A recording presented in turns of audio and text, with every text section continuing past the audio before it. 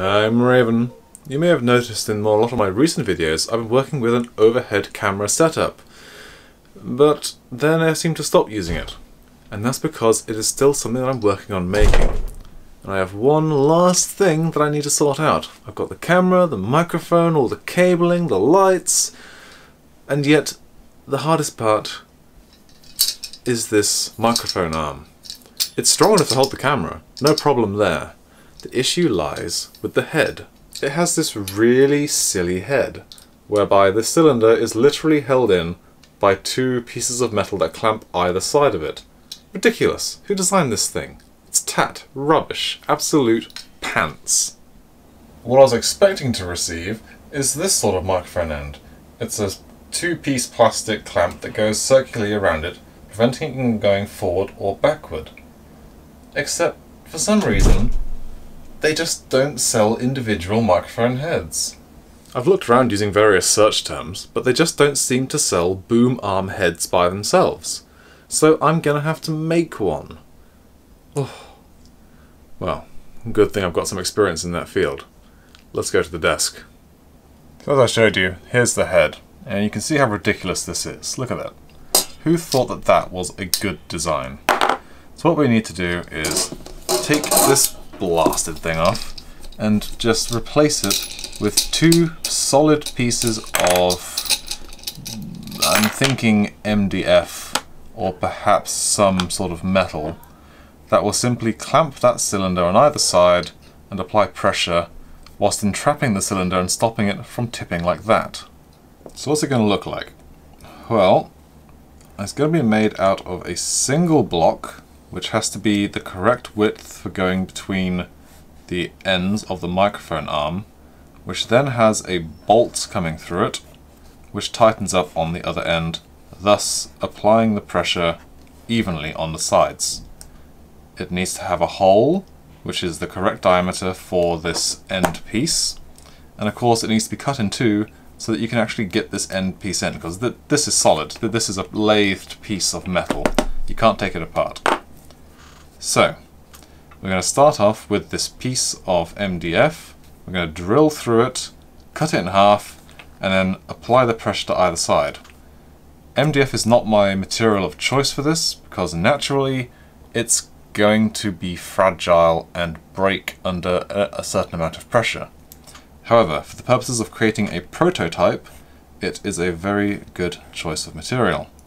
Once we've established the correct dimensions and we've got a prototype that works, we can then look at creating one out of something a touch sturdier.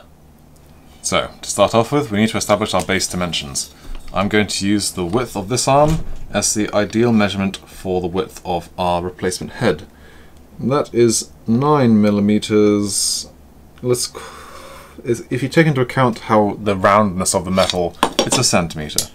So we're going to say that we need a 10mm piece of material to fit between these two prongs. Easy peasy. Next, we need to know how big the hole through it needs to be. In terms of the bolts, that is an M3 bolt. So the bit that comes this way is a 3mm bolt. Then in terms of the actual headpiece itself, that is a 6mm hole. So if I draw my piece like so, that is 6mm. As you can see, with that 6mm hole, that's only going to leave 2mm on each side for the structural integrity of the MDF. Hence why MDF would be an absolutely awful choice for this sort of application. But again, for the prototype, it should work nicely. For extra strength and rigidity, I'm going to make it longer than it is wide.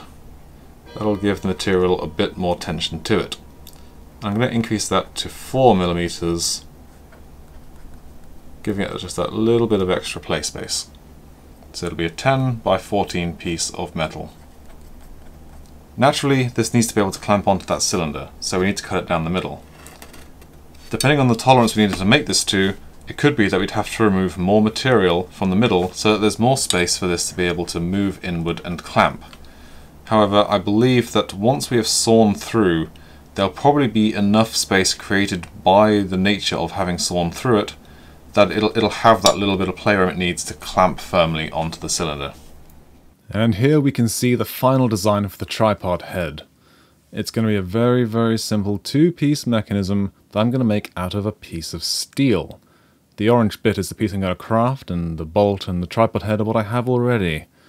Now, I got caught up in the manufacturing process, so I'm just going to talk you through what I'm doing.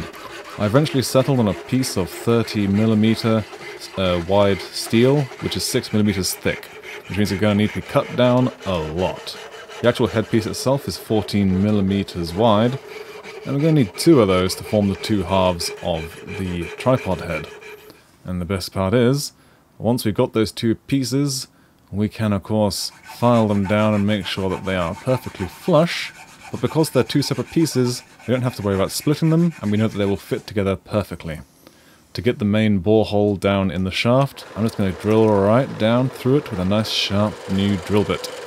And to make sure it stays sharp, new, and goes through quite happily, we're just going to make sure we lubricate it nice and thoroughly. I do actually run out of lubrication halfway through and have to go get a different can, but that's a whole different story. It's a long process drilling through that much. I mean, that is the full 30mm of steel, and as you can see, it makes quite the mess. But once it's cleaned up, we've got our tripod hole, and it doesn't look too bad either. The last hole we need to drill is for the M4 bolt to go through. Yes, I appreciate I said M3 all the way through this so far. And it goes down straight through. And again, lubricate because we're going through some nice hot metal and you want to keep your bits in good condition. Finally, we just need to go ahead and do a whole load of cleaning up. We want this to be, safe. So we're going to file all the edges, make sure the holes are nice and thoroughly filed through. And then as a final step on the actual manufacturing of the tripod head pieces, they need to be cut down to the 21mm size to fit on the tripod stand. And here are the completed head pieces. Look at that. Beautiful gummy orange, just as Laird the Raven would dictate. The final test is to install them onto the scissor head and see whether or not it's suitable for purpose. Okay, to finish this off, we now need to make sure that the head fits onto the boom, which as you can see, it is too wide. Now I used two plates of 6mm thick steel, or iron, I forget which it was, so we just need to widen out the head just a touch. Just easy enough. We can take our pliers and just gently prise it apart. Trying to keep it even. That should, not quite, a little bit more.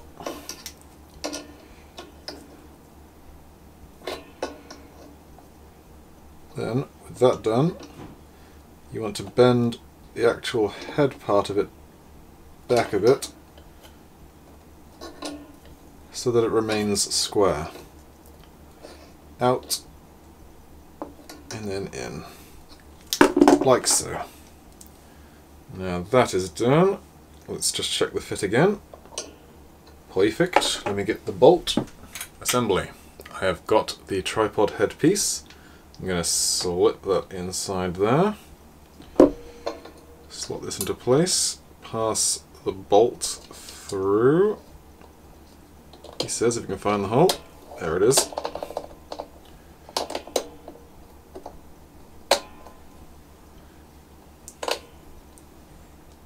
Looks like my bolt may not actually be long enough. This could be an issue. I forgot to check that. And here we are, a scant 2.5 weeks later. I finally have the M4 coach bolts, and boy oh boy, they do not make coach bolts smaller than M6 in the UK. But they do exist in China, which is why it took so long to get here. And as we can see, it goes through and it locks. Which means that we can now finally put this project to bed and get back on with Galactica. We're a little behind. Okay, here we go. So, we take the old bolt off the wing nut, We drop the washer on the floor. We pick the washer up off the floor. Then we take our 2 orange pieces.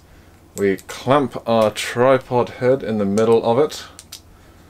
Thread this on like so. Feed it through. There we go. Put on the washer. Put on the... Oh, God damn it. Put on the wing nut. Wait. Okay. Tighten that up. And there we go. That is never gonna fall out again!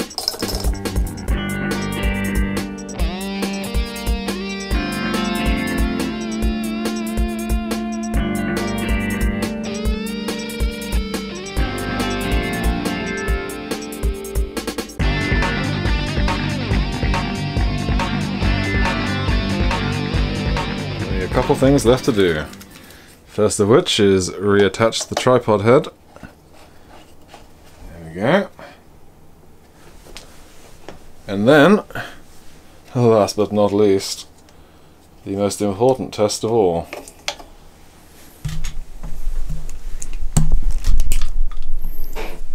Don't mind me. I'm just gonna fiddle with your bottom here. There we go.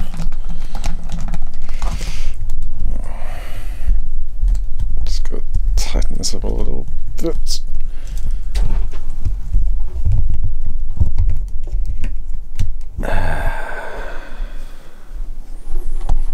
How does that feel?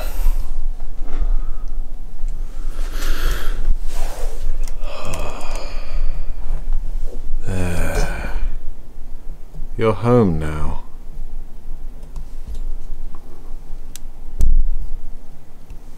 Where you belong. Kind of, I mean, the lights have shifted a bit. There we go. And that, ladies and gentlemen, is the thrilling conclusion of my quest to have an overhead mounted camera. Boy oh boy, that tripod head was a muss of a task. I didn't realise those bolts would be so hard to get. But now, the last thing I need to do is change the overhead bars so that they're not dangling. I'm just going to put the rods straight into the side of them. But for now, that's all from me, and that's all from the lair. I'm Raven. You may have seen in various numbers of my videos recently that I've been using more of overhead. I'm Raven, and you may have... And here we are, a scant 2.5 weeks later, finally with the M4 coach bolt. Boy oh boy, they do not make coach bolts smaller. That's the wrong bag.